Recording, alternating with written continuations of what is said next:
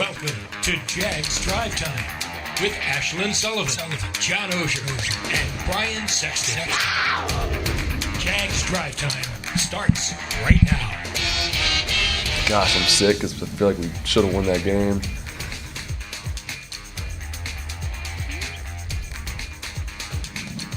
Welcome in Jaguars Drive Time. It is Monday here with Brian Sexton and John Oehser recapping a loss to the Arizona Cardinals that drops the Jaguars to 0-3 on the season. The Jaguars looked to be a little better yesterday. I know no one wants to hear that, but we are going to start this morning with some... I want to hear it. You want to hear it? Okay. I want to hear they're getting better. Heck yeah. I think lots of people want to see this team get better. Not everybody wants to take the loss with it. In fact, nobody wants to take the loss with it. But you don't go from not being good to being good without getting better, right? Progress. What's the buzzword? Improvement? Process? Yeah. Progress, the whole 9 yards. I don't mind hearing that they played better yesterday. I'd rather have had the win. The energy in this building was insane. I wanted it to pay off. I wanted to talk on a Monday morning about a good thing, right? I mean, why not do it for us? Yeah, come on. Anyway. It's about us. I don't mind hearing they got better because that means did. that eventually it's going to get where it needs to be. Yeah, a good team that's going to contend, which the Cardinals are, against an ascending team that's away from contending. Yes. That's how those games play out, which is how yesterday played out. All right, we're going to start this morning with some reported breaking news. Ian Rappaport, just before the start of this show, tweeted out that the Panthers are closing in on a trade for cornerback C.J. Henderson. The Jaguars would receive a third-round pick for this trade as well as a tight end. So this is just a report for now. The team has not confirmed that, but this is very big news for the Jaguars, as it would be assumed that Tyson Campbell would get much more playing time with this trade. And from what we saw, that's also a work in progress. Well, I wrote in Quick Thoughts last week that the Jaguars need C.J. Henderson on the field for their defense to play the best. Apparently, the Jags don't feel that way. Mm-hmm. The 9th pick of the first round last year, although not by this administration, going to Carolina because the 9th pick of this year's first round, J.C. Horn, broke bones in his foot. I mean, okay, here we go. Tyson Campbell did not have a very good game yesterday. So they need to find a way to get that kid up to speed. Yeah, I mean, I thought he had a couple of plays early where he had some pass deflections where it looked like, I think he played like what he is right now, a talented kid who has trouble finding the ball when it's in the air. And that was the case on the deep pass that went this way for a huge play. He's given up some huge plays. I think from the big picture, if the C.J. Henderson report is true, and Ian Rappaport, there's no reason to believe it's not, it's just, again, it sort of continues the divide between present and past. Mm-hmm. And boy, the past in terms of first-round picks that, top 10 equity that either never contributed in a meaningful way or is not contributing now. If the Jaguars aren't better in the top 10 moving forward or wherever they draft than they have been in the past, mm-hmm. That's why you have a roster right now that is still trying to catch up with the rest of the league because those guys haven't panned out or aren't here. Yes, very much true. Big things. There we have it. Big thing one is close. The defense kept it there. They kept it close in this game that truthfully we talked about all week might not be that close. The defense gave you the chance to win. Most impressive defensive effort so far this season in week 3. First 6 drives, only 1 touchdown. Josh Allen says we're getting there. We got a lot of new faces. You know what I'm saying? That hasn't been a part of losing. So, we bring in all this talent and we bring in all these players in and bring all these coaching staffs in, and they're used to winning. You know what I'm saying? So, like, that drought and all that, whatever, I don't care about that. They don't care about that. We worrying about ourselves now, playing game by game by game by game. It's not the outcome that we need, but hell, we moving on to the next one. We play Thursday. We're going to execute. I know we got a young team. We got playmakers. Like Coach Urban talks about that spark. We got spark. You know what I'm saying? We got the turnovers. Our defense is flying around making plays. You know what I'm saying? We getting better week in. We just got to learn how to finish and win. That's what we need to do, and that's what we're going to get better on.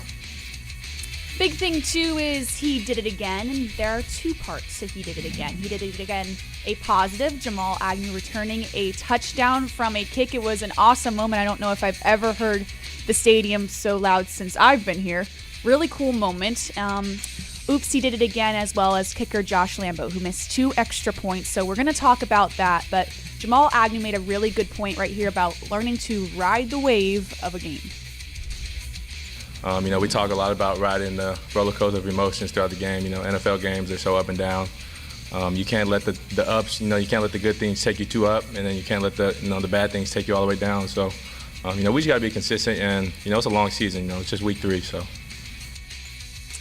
And finally, big thing 3, like we will have every Monday morning, is tracking Trevor Lawrence. Not the best day for the rookie quarterback. 2 interceptions, really only one his fault, but it's still very much a work in progress and seems like he's going to be hitting these bumps on the rookie road this season.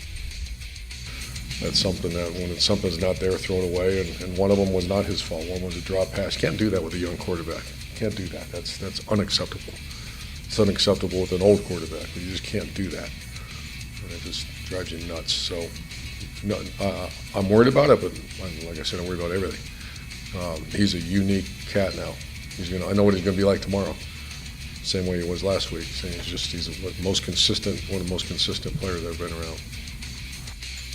Head coach Urban Meyer talking about the pass that was to tight end Jacob Hollister that was not caught. Obviously very frustrating because it led to an interception, but that's the one we talked about that really wasn't Trevor Lawrence's fault. The flea flicker, yes, should not have thrown it there.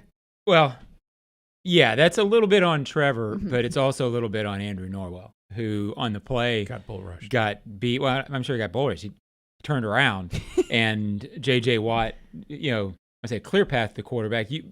You wonder what happened there. Seems like a lot of things went wrong in that play. I get that maybe Trevor in a year just will know to get rid of the ball. In that moment, you've got the flea flicker call, which, by the way, I didn't have a huge problem with the call. I didn't either. Everybody's going nuts over it. Oh, how could you do that? I can get way into that in a minute. The best play, Brian, what the best plays in the NFL are? The ones that work.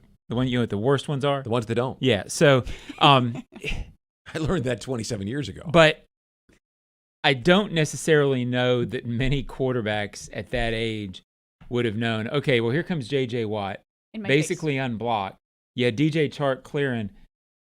I'm going to get rid of the ball now. Yes, it's his fault. We can't absolve him of all blame and everything on this show. But on that one, if you're killing Trevor for that, look at the big picture as well. I don't think you kill Trevor for that.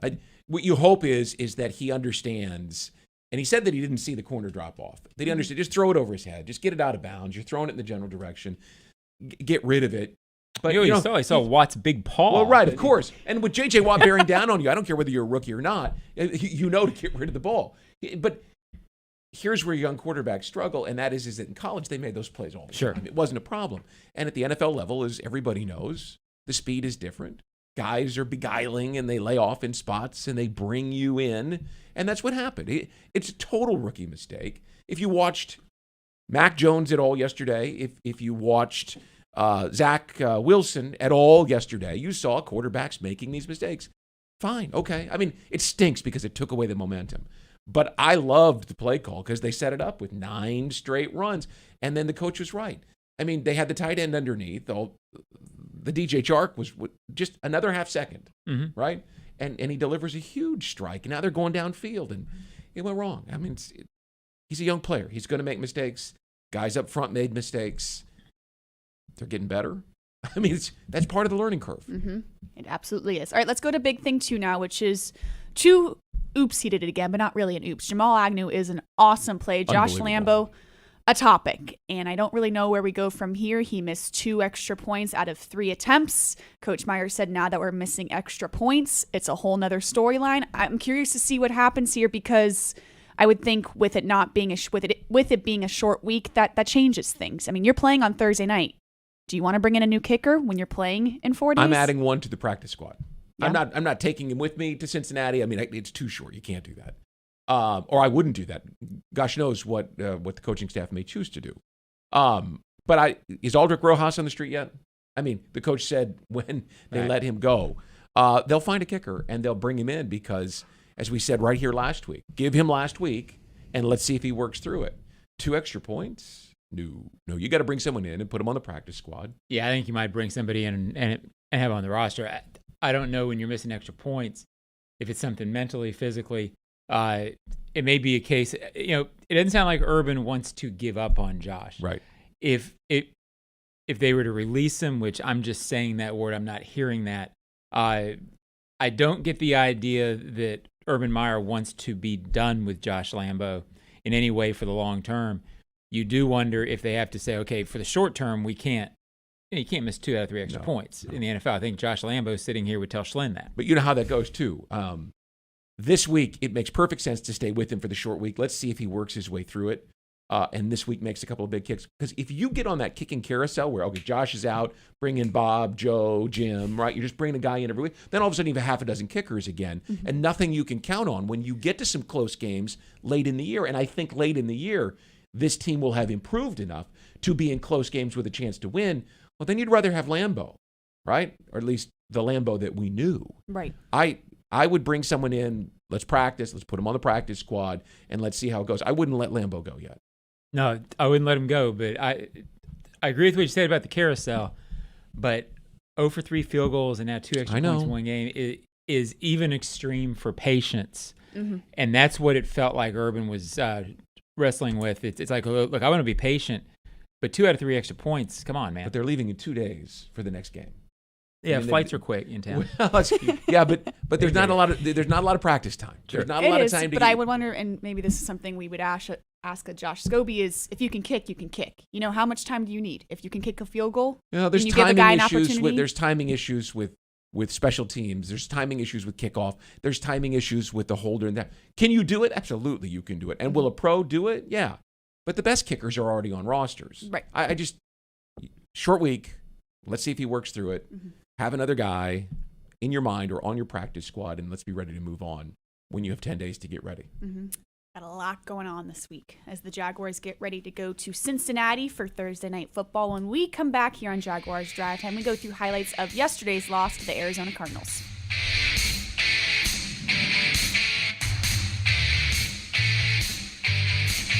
Jags Drive Time is brought to you by TIAA Bank.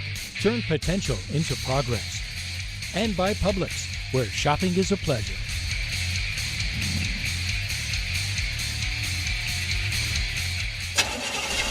That sound is every driver's worst fear. How much will the repairs cost? Is it your engine, your transmission, or worse? A car breakdown could cost you thousands to repair, but not if you have CarShield. CarShield administrators pay your claims directly to the mechanic or dealer of your choice, saving you time and money. Call CarShield today before your next breakdown. Call 800-471-1223, 800-471-1223. This is Ice-T, Stone Cold Steve Austin, and Matty Ice. This is a cold call. I convinced NFL teams to turn to cold water washing with Tide. The NFL, your uniforms get dirty. Tide can handle it, even in cold. Plus, if fans join in, they can save up to $150 on their energy bill. Looks like you just made the team, rookie. Turn to cold with Tide. And that's the bottom line. It's got to be Tide. Energy savings based on average when switching from hot to cold and non-HE machines. Your family isn't like anyone else's. Your home shouldn't be either. At Dreamfinders Homes, you can build the home of your dreams in one of their 30-plus communities in Northeast Florida. Choose from luxury single-family homes or maintenance-free townhomes from the 200s. Dreamfinders specializes in homes built to fit your lifestyle. To find out more, call 904-738-0165 or visit dreamfindershomes.com.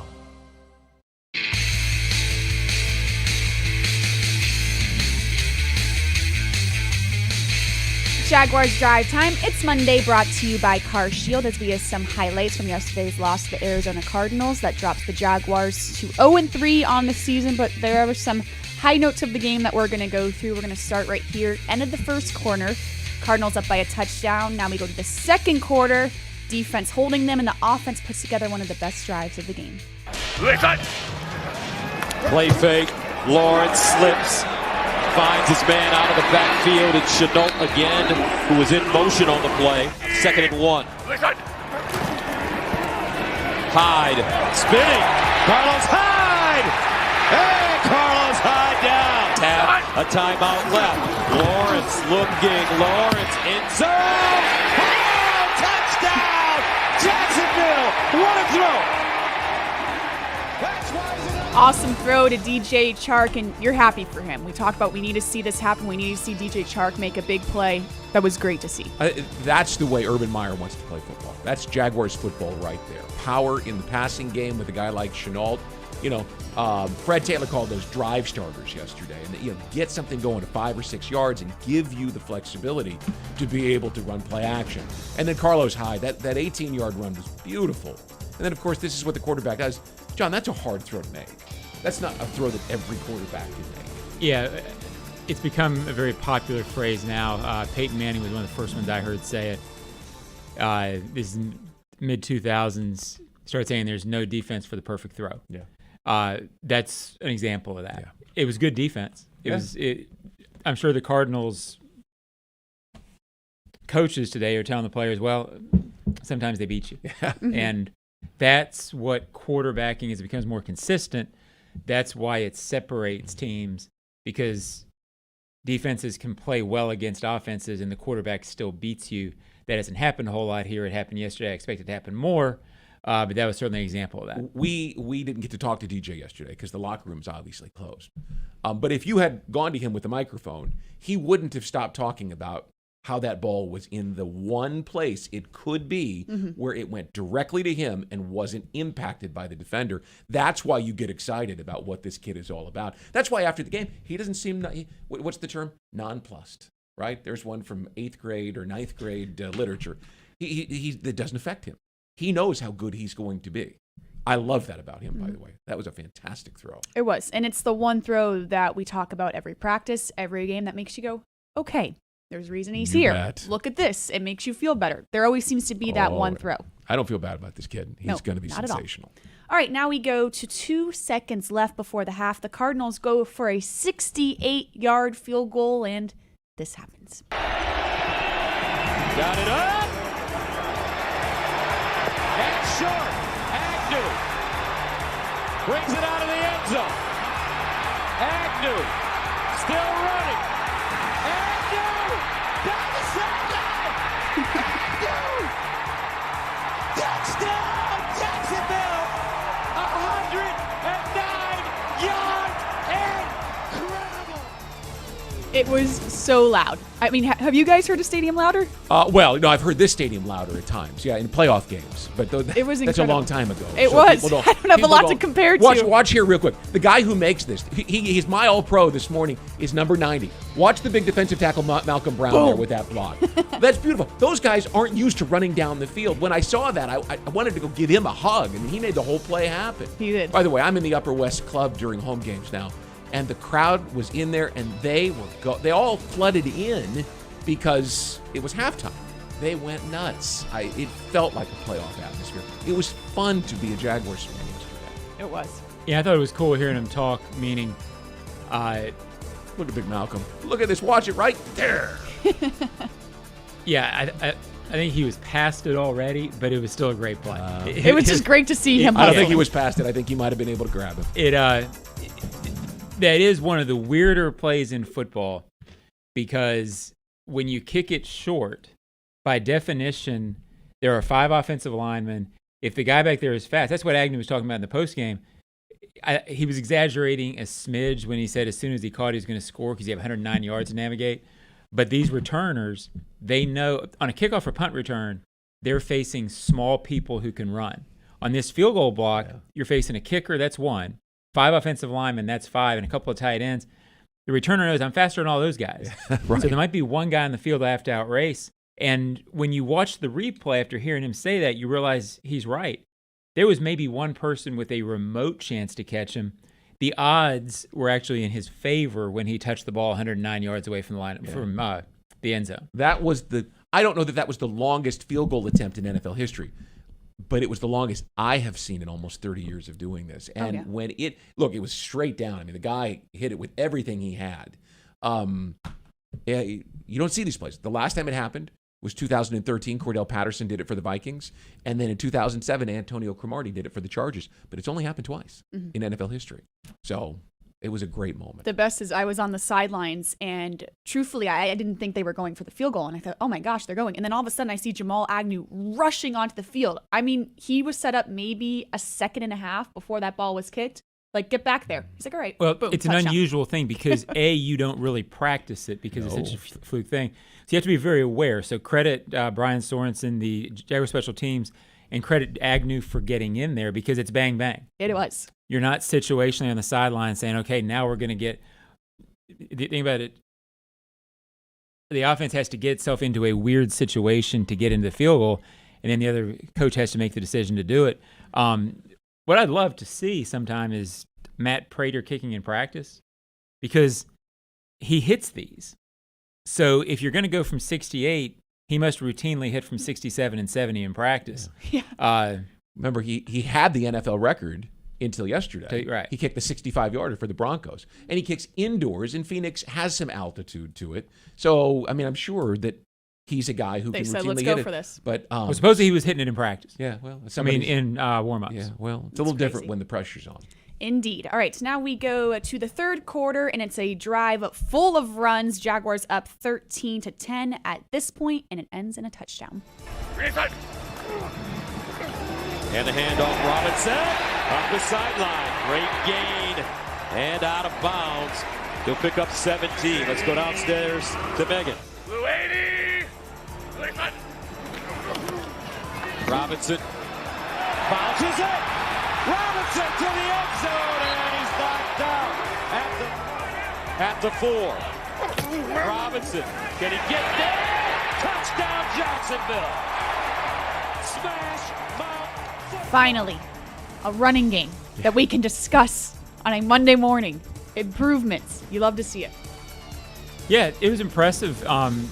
As impressive a running drive as they've had probably since 2017 in Pittsburgh.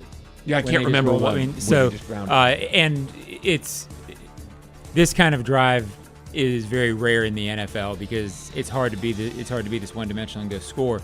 I think that's why they went with the flea flicker on the next drive because I feel like they had set it up. But credit to the if you can get half of this moving forward in terms of half the production, half the reliability, then you're in good shape offensively. One of the reasons why Cleveland is a contender is because they have Nick Chubb and Kareem Hunt. And those two in a 1-2 punch are freaking sensational. This group here with Robinson and Carlos Hyde is not at that level, but boy, is it going to be nice for this quarterback to be able to have that sort of bang, bang with two different kinds of runners. I mean, Hyde ran with power yesterday. He was impressive. And then, of course, we're all used to James Robinson now and the little subtle moves he makes in traffic and then change of direction. That's his great skill. He changes direction on a dime. Mm-hmm. All right, so that is momentum in a positive direction. It is 19-17 Jaguars, and just like that, momentum flips so quickly to the point where you feel like this game's over and people are leaving the stadium. Carlos Hyde pitches it back. They throw it. Oh, it's intercepted. Murphy, touchdown, Arizona. Just so tough. Just pop the balloon. And I don't know why it felt like that because it was so close to the James Robinson touchdown that just happened. But I was in the stands at that moment, and it was exodus. It was leaving. It was, because it was hot and people were trying. This was the moment that you felt at that moment that the Cardinals now had everything. Yeah, and it was going to be tough. I mean, the numbers don't say that Trevor Lawrence had an amazing day. It was another sort of pedestrian performance. And I get what they were doing there. They were trying to set him up with a play that would ignite the passing game and get things moving. They were managing their risk with all those runs and then willing to take their shot. It just didn't work. Yeah, and I'm going to say something here that's it's not critical of the defense. I know the defense played well enough for the Jaguars to get the W. I haven't had a chance to talk to defensive people yet, but my guess is they would tell you, yes, we played well. But before that drive, they also gave up a 5-play, 75-yard touchdown. Bang, bang, too. After that play, they gave up a methodical touchdown to ice the game. This defense played very, very well against Kyler Murray for most of the game yesterday. They allowed, as a team, 21 consecutive points from 19-10 up. So that's where you still can't do that. That's still a little bit of a red flag to me that defense couldn't get off the field 2 drives in a row with the game very much in the balance. But we talked about mismatches last week, and when you have Tyson Campbell, a rookie, lined up against A.J. Green, still a talented player, right? And Christian Kirk is playing against Chris Claybrooks. It didn't factor in matchup-wise that this team was going to be able to have a close game in the fourth quarter. It seemed right, like that's what they got going forward. Well, so I mean that's I guess so. That's the meal. They're going to have some mismatches here. Yeah. Guys are going to have to improve fast in order to be able to help them win. Mm-hmm. But I thought that up front, I thought the defense did a really nice job. Agreed. All right, and that is 3 yards a carry, Ashlyn, which again, that's third game in a row. The run defense has been statistically and to the eye very, very good. And they gave up almost 4.7 yards per carry the last 2.5 years around here. So it's a significant improvement. Huge improvement in something. Gosh, how long did we talk about that this offseason? Yep. It was in every single drive time. I'm sure you're so glad that we don't talk about that anymore. I'll talk about it if you'd like. All right, before we go, the Jacksonville Jaguars would like to thank JA's Frontline teams for all they do to help our community thrive. Please help us recognize this week's JA's Frontline team of the game, representing the 2,000 employees who work hard to serve you each and every day. Jason, Jeremy, Marvin, Bruno, and Joseph, thank you this week. When we come back, some hot takes here on Jaguars Drive Time.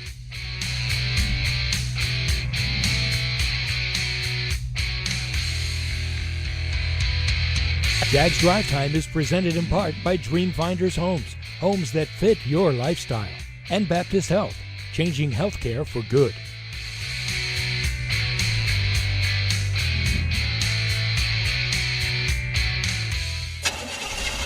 That sound is every driver's worst fear. How much will the repairs cost? Is it your engine, your transmission, or worse? A car breakdown could cost you thousands to repair, but not if you have CarShield. CarShield administrators pay your claims directly to the mechanic or dealer of your choice, saving you time and money. Call CarShield today before your next breakdown. Call 800-471-1223, 800-471-1223. Hard Rock Sportsbook is coming to Florida. Join the Seminole Tribe of Florida and Hard Rock for safe, trusted, and completely legal sports betting. Go to hardrocksportsbook.com to get all the latest details leading up to launch. Play remotely from anywhere in Florida, including on your phone or computer or in person at Seminole Casinos. Want great promotions like free bets, odds boosts, and bonuses? Hard Rock Sportsbook will have all your favorite bets and promotions. Hard Rock Sportsbook, the best place to be a Jaguars fan. Coming soon. Must be at least 21 and physically present in Florida to wager. Concerned about gambling? Please call 1-800-522-4700. This is Ice-T, Stone Cold Steve Austin, and Matty Ice. This is a cold call.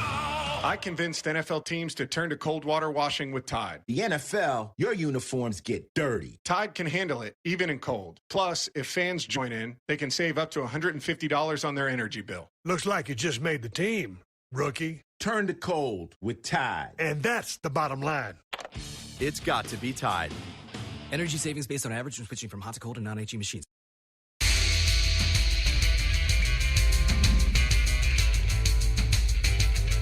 Legal sports betting is coming to Florida soon. Go to hardrocksportsbook.com for the latest details leading up to the launch. Must be 21 and physically present in Florida to wager. Concerned about gambling? Please call 1-800-524-4700.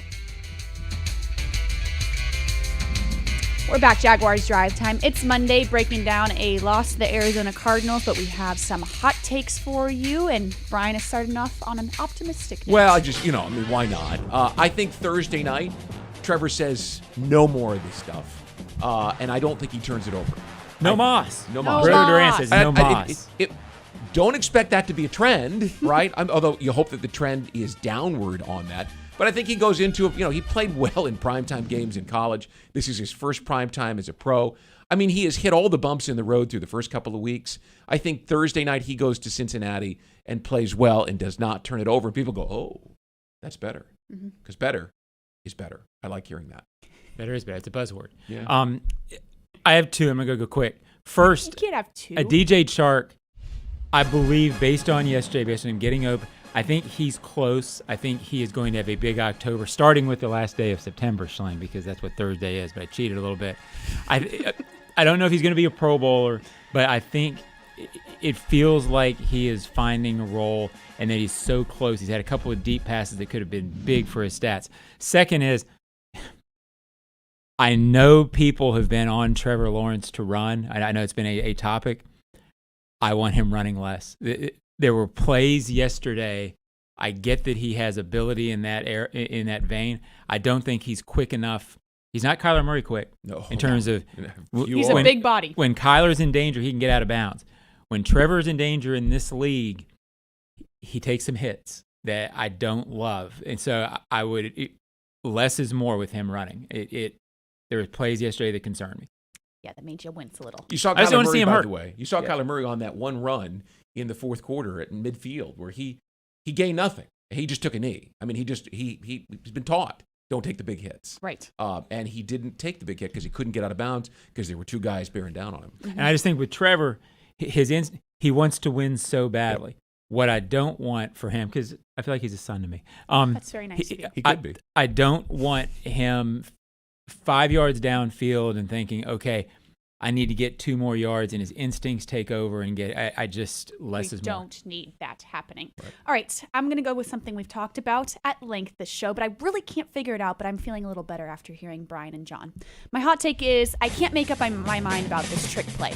I'm going to be honest. When I first saw it, the flea flicker that ended up in the pick 6, I thought, why are the Jaguars being cute right now? You're not good enough to be cute. But then I go back to last week's show when Brian's telling me you got to take chances, you got to be aggressive, and this was that. So I'm going to say that I feel better about it this morning after hearing you two. But at first I was thinking, what are they doing?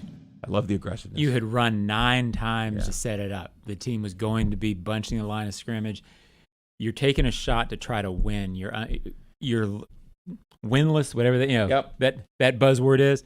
I think I had no problem with the call. If it had worked, they'd be a genius. You know, in so many cases, there's a play that doesn't work, and you can't see it as plainly as that, right? It's a running play instead of a passing play or vice versa, and people want to complain because they wanted the opposite. They wanted a play that works. Well, listen, yesterday you saw it. You saw Chark get open. Every fan in the stands could see that he was wide open. It was the right call. It was terrible execution, whether it was up front or the quarterback or whatever.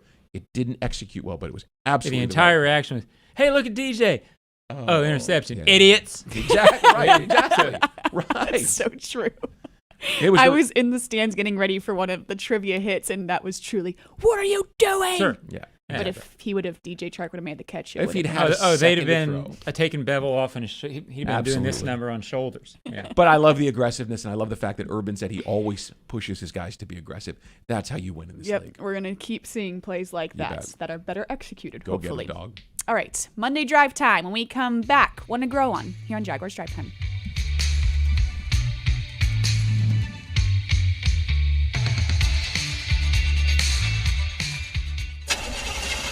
That sound is every driver's worst fear. How much will the repairs cost? Is it your engine, your transmission, or worse?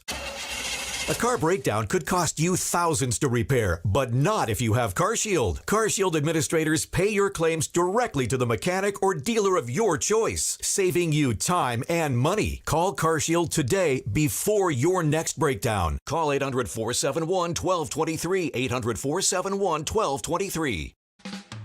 I'm Chantel Chark, wife of DJ Chark. My husband is always prepared with a game day plan, and so am I. I'm always looking for easy ways to save time, and Publix helps me tackle everything from pre-game prep to post-game cleanup with prices that are never out of bounds. This week at Publix, Dawn 16.2 and 19.4 ounce sizes are on sale for $2.79. Available at Publix, where shopping is a pleasure. This is Ice-T, Stone Cold Steve Austin, and Matty Ice. This is a cold call. I convinced NFL teams to turn to cold water washing with Tide. The NFL, your uniforms get dirty. Tide can handle it, even in cold. Plus, if fans join in, they can save up to $150 on their energy bill. Looks like you just made the team, rookie. Turn to cold with Tide. And that's the bottom line. It's got to be Tide. Energy savings based on average when switching from hot to cold and non-HE machines.